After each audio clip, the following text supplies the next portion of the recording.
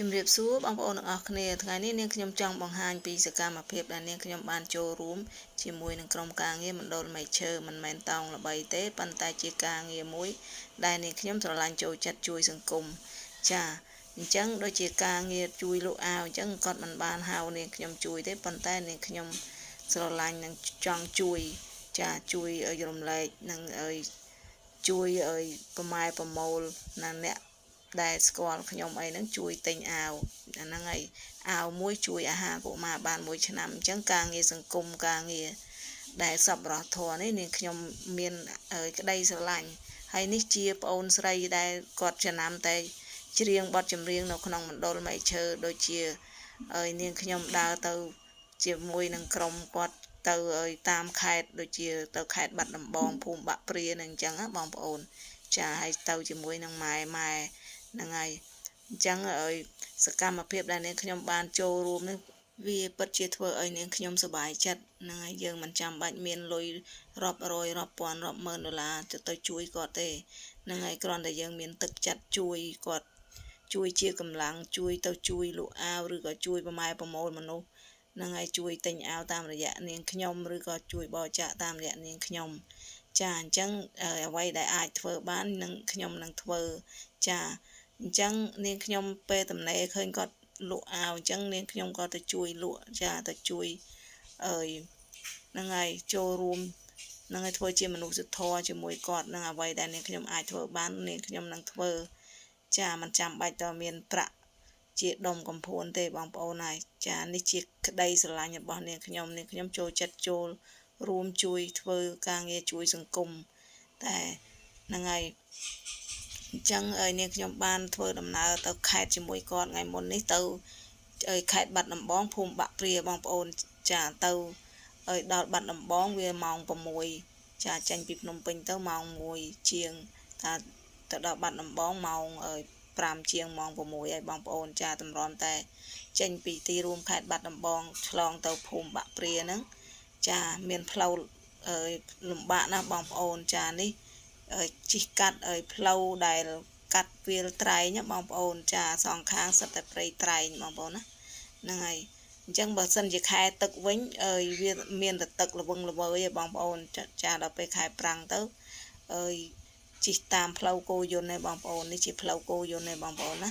ចាឡានល្មមទៅអត់កើតទេបងប្អូន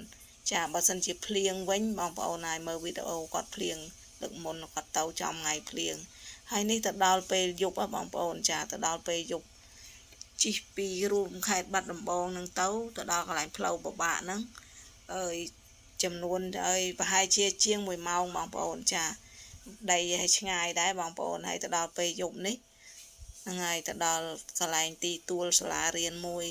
ចាសាលារៀនហ្នឹងពេលខែភាសាសុទ្ធតែទឹកឯបងប្អូនហ្នឹងហើយសាលារៀនភូមិហ្នឹងធ្វើដូចផ្ទះអញ្ចឹងបងប្អូនខ្ពស់ណាស់ចាអញ្ចឹងខែភាសាសុទ្ធតែទឹកចាខែប្រាំងមើលទៅផ្ទះដូចផ្ទះចឹងសន្សខ្ពស់ហ្នឹងហើយមានទៅជិះឆ្លងដចាព្រែកគេមានព្រែកគេបងប្អូនចាឆ្លងព្រែកហ្នឹងទឹកវានៅរាក់ដែរទេបងប្អូនប្រហែលជាអត់ដល់ត្រឹមកទេឃើញពូគាត់ចោះអូសទូអញ្ចឹងពួកក្រុមការងារនិងពួកខ្ញុំម៉ែហ្នឹងក៏ចូលរួមដំណើរជាមួយគាត់ហ្នឹងក៏ហ្នឹងហើយទៅដល់អ្នកស្រុកភូមិឆ្លងទូកនៅតាមព្រែកហ្នឹងហើយទៅដល់កន្លែងផ្ទះឆ្លងត្រើយមកខាងហ្នឹងក៏ហ្នឹងហើយទៅដល់បងប្អូនគាត់រៀបចំបាយអាហារពេលល្ងាចចាទៅដល់ម៉ោង8ជាងហើយបងប្អូនហ្នឹងហើយ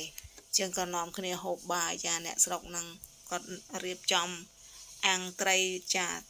បំពងត្រីអីដាក់ជាមួយនឹងទឹកត្រីស្វាយបងប្អូនហើយចាត្រីស្រុកនោះជាត្រីស្រែត្រីបឹងធម្មជាតិសុទ្ធណាបងប្អូនចា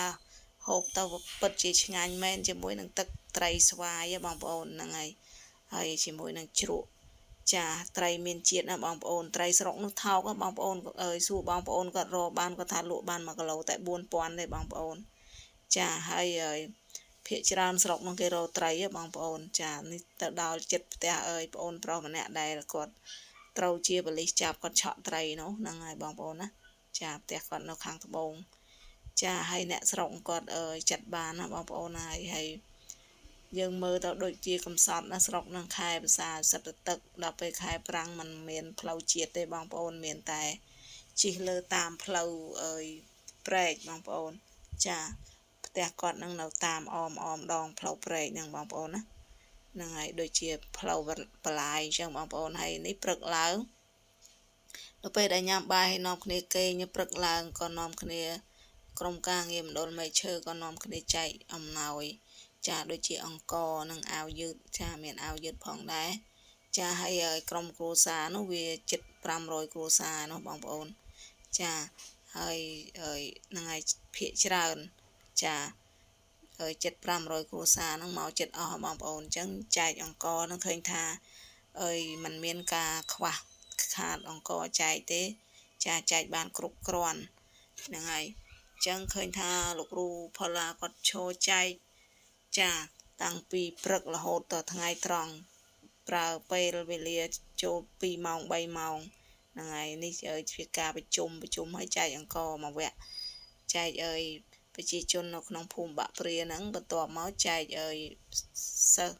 អនុវិទ្យាល័យដូចជាសិភៅប៊ិចអីចឹងណាបងប្អូនហ្នឹងហើយបន្ទាប់មកចែកជាមួយនឹងសិស្សបឋមទៀតបងប្អូនហើយចឹងបើសិនជាបងប្អូនចូលចិត្តវីដេអូរបស់នាងខ្ញុំសូមជួយចែកម្លែកដោយក្តីស្រឡាញ់អ្នកមួយផងណាហ្នឹងហើយនៅពេលដែលចែកចប់ហើយយើងម៉ោង10ជាងយើងធ្វើការត្រឡប់មកវិញណាបងប្អូនណាត្រឡប់មកវិញនេះផ្លូវមើលសភាពផ្លូវពេលថ្ងៃបងប្អូនចាពេលយប់ហ្នឹងហើយមើលឃើញតែព្រៃទេពេលថ្ងៃគ្រាន់បើឃើញផ្លូវល្អខ្លះបងប្អូនចាផ្លូវវាមានបែកផ្លូវភ្លោះអីចឹងណាចាបើសិនជាភ្លៀងវិញជិះអត់រួចទេបងប្អូន